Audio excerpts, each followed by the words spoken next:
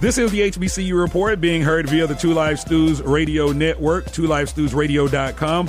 Don't forget to check out our content partner, sportsnewsandbrews.com. When we're not here, we're there. There is sportsnewsandbrews.com, your official source for sports, black news, political news, and the latest on your favorite craft beers. And, of course, as we continue to count down to the McDonald's Magic City Classic presented by Coca Cola, going down this weekend at historic Legion Field, 2:30 Central kickoff. Alabama State, my beloved Alabama State, oh mother dear, again we come to thee, taking on Alabama A&M University, our heated in-state rivals. And right now we're being joined on the line by a good friend of the show, Dr. James Spady. Well, I'm just calling him doctor. He's like a football doctor. Coach Spady, first of all, welcome back to the show, sir. Oh, thank you. I appreciate you having me on. But now, look, if I had remembered, Rod, that you were a Bama State alum, I probably wouldn't have answered this call. You lying. You always answer my phone call. Hey, it is Classic Week, and I have no obligation to be friendly to Bama State. Well, you're right. Until the clock hit triple zeros. You're absolutely right, Coach. But thank you for taking my phone call. I really appreciate that. No worries. Yeah. And hopefully Carlton will answer my call when I call him in just a few minutes. Hopefully he'll take my call as well. Good. All right. So here we are, another year, another Magic City Classic, the 2017 edition of the Classic. And this year, it's a little different. Because this game actually means something. It's for more than in-state bragging rights. Alabama A&M comes into this game 3-1 in the SWAC, tied with Alcorn State for the lead in the Eastern Division. And so this game right here is really big for you all in more ways than one. So what's been the message to the kids this week? Well, the message has been, with all due respect, none of that it enters into play. None of what you just said is relevant to us. The message has been for us to be 1-0 at the end of this week, and that's what it's been every week. Even when we weren't able to achieve that goal, it was still to be 1-0 this weekend. And if you think anything else, if you're trying to achieve anything else in the long term, you're going to wind up missing the forest for the trees. And so that is not the message. And again, all due respect, that is all true, and all that stuff is on the line, and all that, but it doesn't matter, man, unless we win this football game. Yeah, now you're right about that. Now, with the Classic comes a lot of excitement. I mean, from the fans, from the bands, and I have to think that from the football player perspective too, it's a lot of hype. So how do you keep them, toned down and even kilter as you all practice for this big game? That's a major concern. It's something that I get this question, every year at this time. But you know what? We get it at homecoming as well. And the whole thing, we've got some experience in this. And the whole thing is, again, keep pouring the message down their throat that it is important that we prepare for this football game. Because at the end of the day, any of your goals that you had in mind, they stay intact as long as you're 1-0 on Sunday. And so, we keep pouring that down their throat. That allows them to understand how to put everything in perspective. If my preparation is going to suffer because I've got a distraction, then I have to eliminate the distraction, because the preparation is what's most important for us to be 1-0. Yeah. Now, when we talk about this team this year, it's almost like your guys have really matured. And really coming into their own at this point. I want to talk about the quarterback play, because a lot of folks don't know that you all have a legend out there coaching up the quarterbacks. You do. I mean, the dude has a stadium named after him. Let's just be real. I know. Let's just be absolutely real. Know. I only chuckle because it's a thing, man. Every time we tell somebody that we're Alabama A&M. There's, hey, don't you know Willie Totten? So that's why it's a thing, man. And he is absolutely, if not the most distinguished Mississippi Valley alumni. He is certainly in the top 2 or 3. And what an honor, and he's earned it because the guy helped transform college football. Yeah, he did. He and Jerry, boy, they some SWAC legends. But how integral has he been in helping you develop this your quarterbacks? Because you know you got a standout quarterback under center. Quite integral. Understand something. We're playing with, a freshman, a redshirt junior who hasn't, been much of a star. He started a few games for us prior to this season, but his experience has been limited. And the third guy is in essence a freshman as well. He's never played prior to this season. So you've got three guys who have a very limited level of experience, and you're trying to navigate an entire Division I schedule with those kids. And to be very honest with you, all three of them have the kind of talent that allows us to be successful offensively, but you've got to deal with the shortcomings of having a lack of experience at the position. And so him being the quarterback coach, he has a tremendous amount to do with that. This is the HBCU Report. Rob Calloway on the line right now with my good friend, and I say my good friend, James Spady. Alabama. Yeah, that is Classic Week. We're good friends any week of the year until Classic Week. Well, we're still friends. We're talking right now, and it's very civil. You haven't thrown any shade. I haven't thrown any shade. This is probably the most civil conversation that we had in any Classic that you've been coaching A&M. So but for all the listeners out there, it's coming. The shade is imminent. Nah, man, I promised myself that I was going to be a professional, and because anytime I throw shade, we lose, Coach. Let me be a pro also. Let me follow. Yeah, anytime I throw shade, we lose, and anytime I throw shade, we lose a coach. So I'm not doing that. Oh, man. Okay. So there's that. But deviating just briefly from the Magic City Classic, I read an article the other day. And I had you on the show a couple weeks ago, and we briefly talked about Colin Kaepernick. But there was an article the other day that talked about you protesting the NFL until he actually got a job. Is that true? Well, I mean, you can call it a protest or whatever you want to call it. I don't think the NFL is concerned about James Spady and whether or not he consumes their product. That's probably the least of their concerns. But I'll be honest with you, on a daily basis, I have absolutely no interest in the NFL.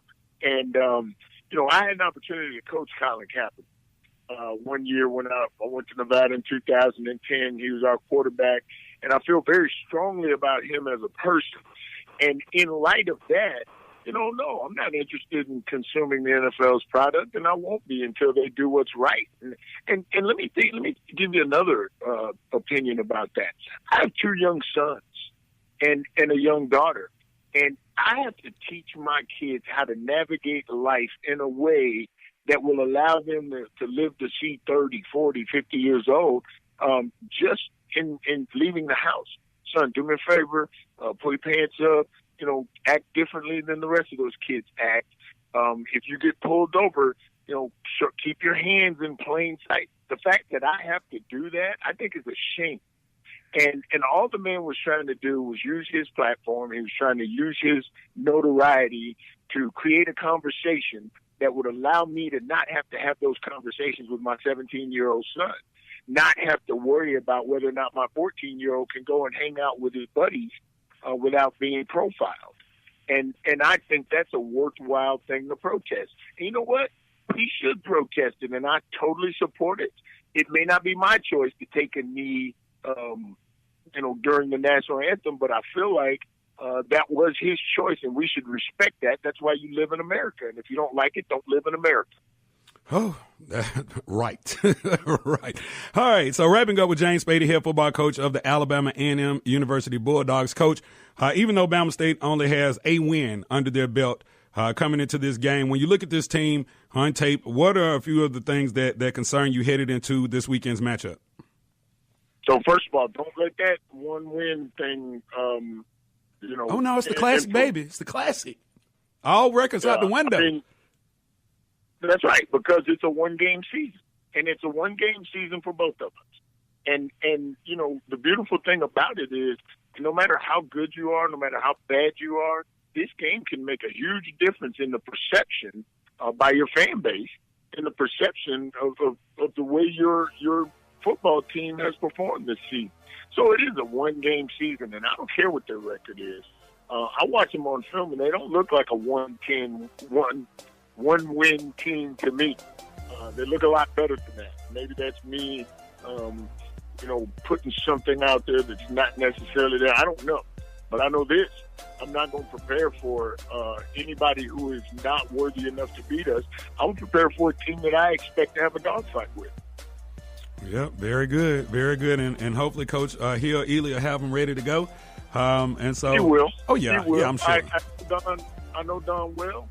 He's a great football coach. He's an unbelievable person, and those kids will follow him. Very good, very good. He is James Spady, head football coach of the Alabama A&M University Bulldogs. Coach, thank you so much for joining us. And, of course, as always, I'll see you post-game. Hopefully it won't be with that trophy, but post-game I'll definitely see you. And you have your way. You just couldn't hang up the phone without shade. See? But that's good. You made the prediction that when you throw shade out there, I did. Then that's what they Bad do. things That's happen. what you said. Call it, bro. Call it. Bad things happen. That's right. So you know what? Thank you, Rod. You welcome, Coach. You welcome. Hey, man, have a great one, and look forward to seeing you post game. Okay. Thank you. I appreciate it. All right. The HBCU experience lives here. The HBCU Report with Rob Calloway. We'll be right back. Hey, what's up, everybody? I'm Jason Derulo. I love that music connects to people all over the country. But unfortunately, so does something else. Childhood hunger. 15 million kids struggle with hunger right here in America. And yet, every year, billions of pounds of surplus food in the U.S. go to waste instead of going to the children in need. Feeding America is working to change this. The Feeding America nationwide network of food banks rescues this surplus of food to help provide meals to families in virtually every community in the United States, including yours. But they just can't do this alone. Join me in the fight against hunger in America. For more information on what you can do to get involved, visit feedingamerica.org. That's feedingamerica.org. Together we can solve hunger. Together, we're Feeding America. A message from Feeding America and the Ad Council. It's the HBCU Report with Rob Calloway. Of course, all the local vendors, the malls, the shopping malls, the restaurants. I mean, people are everywhere. And then on the entertainment scene, people have started to come in. I've been here for 21 years watching these classics, and people are starting to come in on Tuesday and Wednesday for the classic. It used to be just a weekend event, and they're making it almost a whole week-long event now. And that's the reason that those numbers have increased so much. But the other thing about it also creates a lot of jobs. There's more jobs created as a result of that money. And that money is turned around in the city, and it makes it a much, it trickles down to everybody. This is the HBCU Report being heard via 2LifeStudiosRadio.com. Rob Calloway here as we continue to count down to the 76th annual McDonald's Magic City Classic presented by Coca Cola. The voice that you just heard was that of Michael Gunn. He is the Senior Vice President of the Birmingham Visitors and Convention Bureau, talking about the impact that the Magic City Classic has on the city of Birmingham from an employment and an economic impact standpoint. So there are really no words to express how huge this game is, not only for HBCU fans of Bama State, fans of A&M, but for the city of Birmingham itself. Yeah, real deal. Don't forget to check out our content partner, sportsnewsandbrews.com. When we're not here, we're there. There is sportsnewsandbrews.com, your official source for sports, black news, political news, and the latest on your favorite craft beers. And right now, talking about bands, that's what the conversation is switching to. You know why? Because they say the bands put the magic in the Magic City. And I have to believe that. And right now we're being joined on the line by a great friend of the show, talking about my man, Carlton Wright, Director of Bands of the Alabama A&M University Marching Maroon and White. First of all, Carlton, welcome back to the show. Thank you, sir. It's always a pleasure, Rob. Good to hear from you, man. Oh, yeah, man. So last time I saw you was actually at the Honda Battle of the Bands. And we actually get ready for that in just a couple months right around the corner. But, dude, you was